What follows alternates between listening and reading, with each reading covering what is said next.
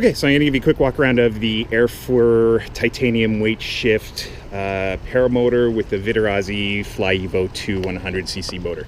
I'm going to go over the broken parts right now, just to get that over and out of the way.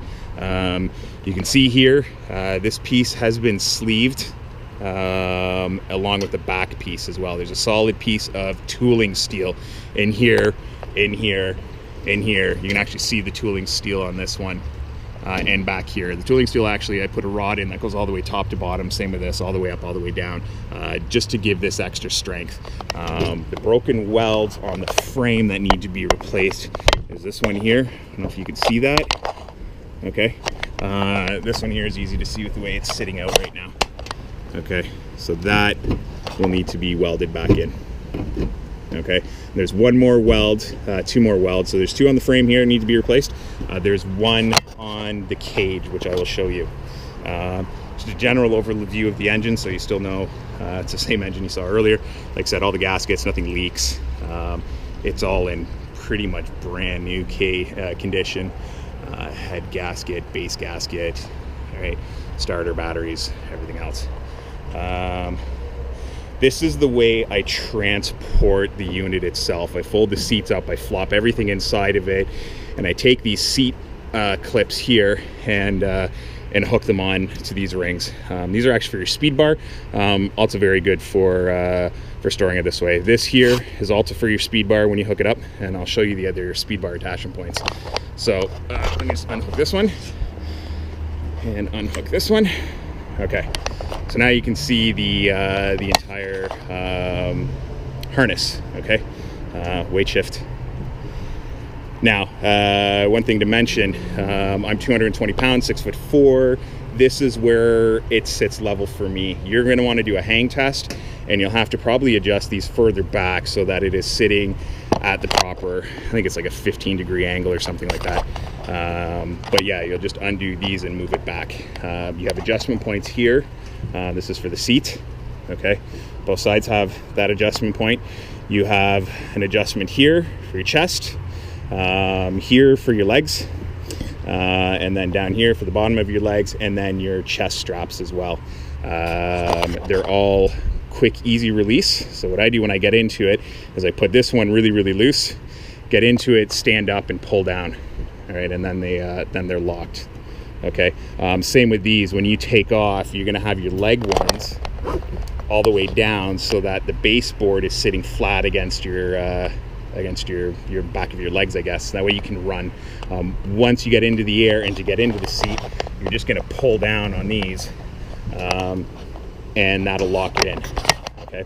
I'm including the knife for you as well. Okay. These are just the quick straps. Okay, leg adjustments down there as well.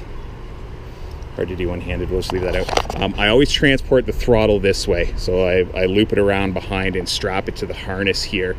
Keeps it out of the way and safe, no accidental starts, doesn't get damaged.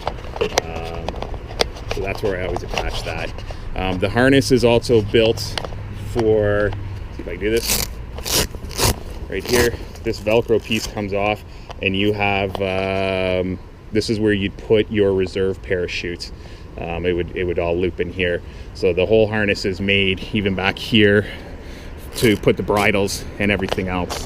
Okay, it's all got little Velcro pouches all the way up and down for the reserve parachute. Whether you mount it here in front of you, it's got the points for it.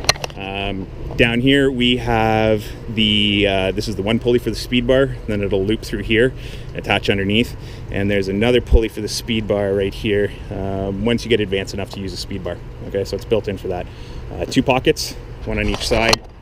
On this one, I'm going to include the fuel mirror for you, so that when you're in flight, you can take a look, behind you and see the gas tank. I've also marked the gas tank. I think it's 1 gallon interval, so you know how much fuel is in the tank. Okay. I'm going to show you now how to actually build the cage. Let me just move the camera somewhere. Can you see that? It's such a wide angle on this GoPro. Okay. So this is the fuel bag here. This is the harness bag, or the cage bag. you open it up, and you've got all your cage pieces in here. This one here goes on the top. So, okay, you got 4 spats that fit in these nice little pockets right here. The 2 longer ones go on the top. Slide on. Slide on. Shorter ones bottom. Slide them on. Slide them on. All right, now the cage piece, if it's not all tangled, usually fairly easy to disassemble, as long as it's not all tangled. Depends on how I put it away. Okay, so once you get the cage piece all untangled, it's going to look like this. Okay, you want to bring it around the back. Okay, the top piece attaches here. The other top piece here.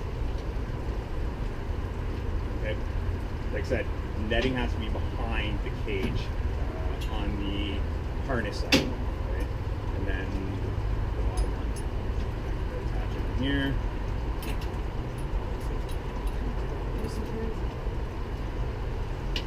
Here, here, and here, and up here. And this side, this is the broken piece, this is the other broken piece that needs to be welded. Here, here, here. So, okay, I'll show you the broken piece a bit in a minute.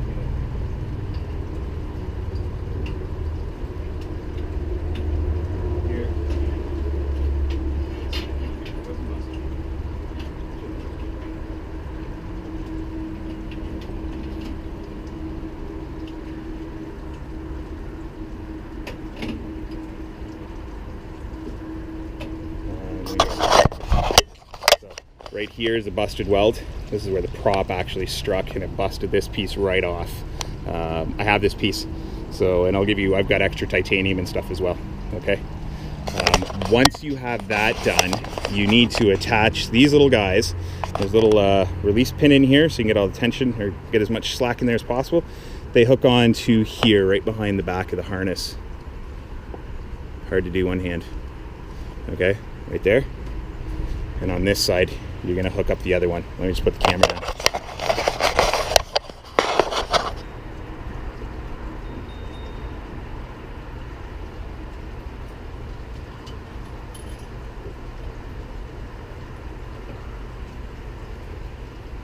All right.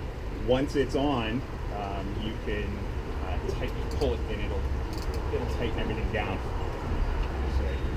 All right. Make sure it's all nice and tight, all snug together. Okay. You then need to take the Velcro strap back here, the back of the harness,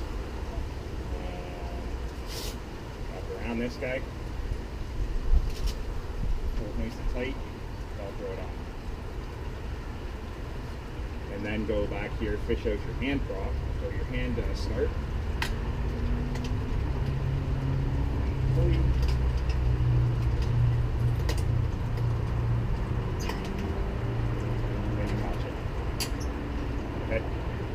You're now ready for flight almost.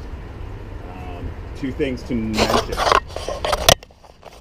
The primer button for the carburetor, this is like your choke. You gotta push this in and squeeze the bulb, the primer bulb. Otherwise you won't get any fuel into the carb itself. You can see how it's just kind of pooling there. Whereas if I push this button and push, right, and get fuel in, okay? The other thing you have to double check is this little vent valve here. In storage, okay, when you're transporting this thing, you got it all folded up, you close this valve, okay, screw it nice and tight. No fuel can then escape from the gas tank and get all over the back of your trunk or wherever you're storing your vehicle, right? When you want to fly, make sure you unscrew this and give it a little, make sure it's loose at this point, okay? That lets the gas tank breathe. Otherwise, you're gonna get, 20 minutes up in the air and all of a sudden you're gonna stall and you're not gonna be able to restart. You vapor locked everything because the fuel tank can't breathe, all right? It is right here, so, you can reach behind you while you're flying and go, oh shit. But that's just one of the things to check when you fly, okay? And at this point, okay, we're gonna try and start the engine now that the vent cap's open, we've primed it.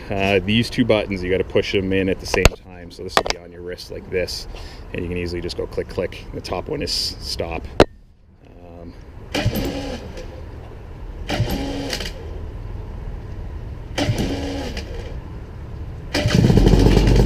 Alright, so there you go. And then the top one is kill. Like I did mention, let me shut this off. Alright, start. Stop. As I have mentioned in the last video, if the engine's cold or it's been sitting for a while or anything else like that, you're gonna have to pull start it. There's not enough amperage in this little battery in this pack to get the piston going up and down fast enough to start it when the engine's cold. There's a lot of built up compression and everything else. Okay, so pull start it, let it warm up, and then the electrics, although you just saw the electrics work. But